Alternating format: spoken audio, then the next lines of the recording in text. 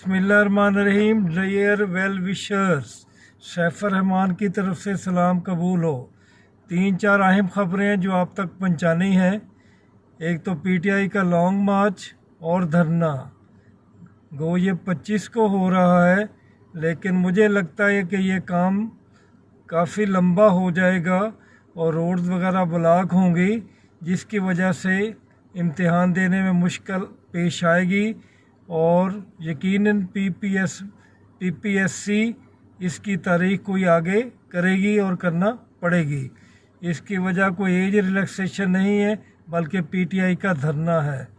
तो काफ़ी हद तक चांसेस है कि 28-29 को पेपर नहीं होंगे।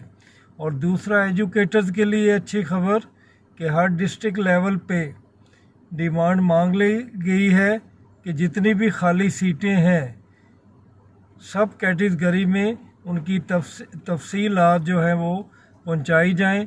तो ये काम भी शुरू है, तो उम्मीद है कि जून के एंड पे ये एडवर्टाइज भी आ सकती है। तीसरा, आपका एज रिलैक्सेशन का इशू, आज भी इसकी काफ़ी बाज़ गश्त आती रही, लेकिन अभी तक फ़ाइनल नहीं हुआ। बात कुछ लंबी हो जाएगी, लेकिन यकीनन आपको हक मिल जाएगा। फिर कुछ इश्यूज़ ऐसे हैं जैसे एकेडमिक फार्मूला के बारे में कि ये तकलीफ़दा है।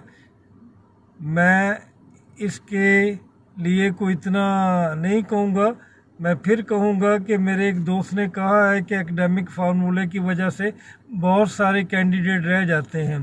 यकीनन बीए और एमए करने वालों को नुकसान है, लेकिन कम से कम जो मार्क्स हैं वो फिर भी 24 बनते हैं और जो लोग सेलेक्ट हो रहे हैं वो 32-34 में जा रहे हैं।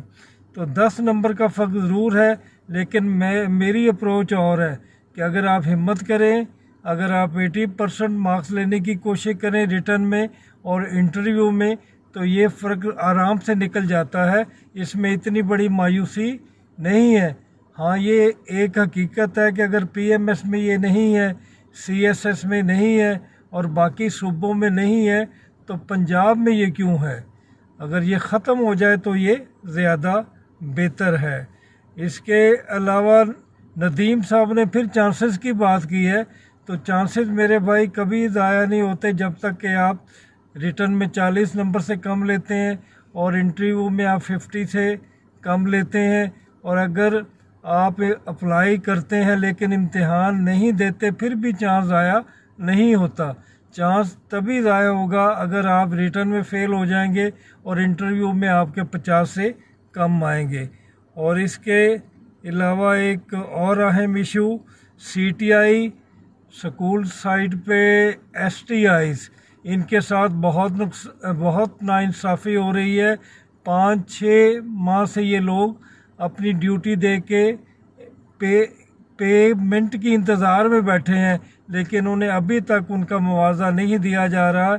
आजकल जो महंगाई है और जो बाकी हालात हैं, ये सब के इल्म में है। तो ये ज़रूर ऐसा होना चाहिए कि जल्द अज जल्द इनकी रकम अदा की जाए, ताकि इन लोगों ने जो उम्मीदें लगाई रखी हैं और 5 महीने मेहनत की है, उन्हें उसका सिला मिल जाए। वैसे भी हदीस है कि पसीना खुश्क होने से पहले मजदूरी अता की जाए, दे दी जाए, लेकिन हमारे यहाँ ये नहीं हो रहा, जो कि बहुत बड़ी नाइंसाफ़ी है। एक और हमारे हसनात साहब हैं जो इस फिक्र में है कि मैं प्राइवेट हूँ, एमए सेकंड डिवीज़न हूँ, तो मेरा क्या बनेगा, क्या मैं कामयाब हो सकता हूँ? तो आप यकीनन कामयाब हो सकते हैं। मेरी पॉजिटिव फिर कहूँगा कि बहुत डिफरेंट है। जो लोग मेहनत करते हैं, जो गिरते और संभलते हैं, वो कामयाब हो जाते हैं। प्राइवेट होना या रेगुलर होना, पीएचडी होना या एमफिल होना, it does not matter. Matter ये करता है कि आप रिटर्न में कितने मार्क्स लेते हैं। मैटर ये करता है कि आप इंटरव्यू किस तरह देते हैं।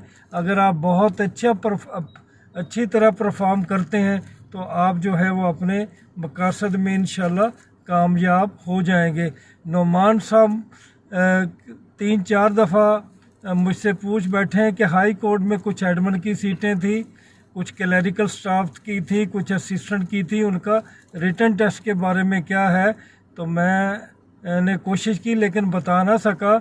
उसमें कुछ यूँ है कि जो दर्जा 4 वगैरह की सीटें हैं उनमें तो टेस्ट इंटरव्यू हो गए हैं और आपके इंशाल्लाह जून में हो जाएंगे। तो ये माय डियर वेलविशर चंद अच्छी खबरें और कुछ मायूस कुन भी हैं, लेकिन आप ज़्यादा अच्छी खबरों पे नज़र रखें। हाँ, पीएमएस के वाले से एक अच्छी खबर ये आई है कि ये जून के एंड में और जुलाई में होने जा रहा है, और ये भी खबर है कि जून में मैक्सिमम लेक्चरर के पेपर हो जाएंगे। तो इंशाल्लाह ये तमाम मामला आखिर तय पाने हैं। फातिमा अली ने भी पूछा है कि स्पेशल एजुकेशन के बारे में कोई बात करें, तो स्पेशल एजुकेशन की सीटें भी इंशाल्लाह एजुकेटर के साथ आ जाएंगी। आप भी उम्मीद से रहें। अल्लाह ताला हम सब का हामी व नासर हो। खुदा हाफिज़, फिर मुलाकात होगी इंशाल्लाह।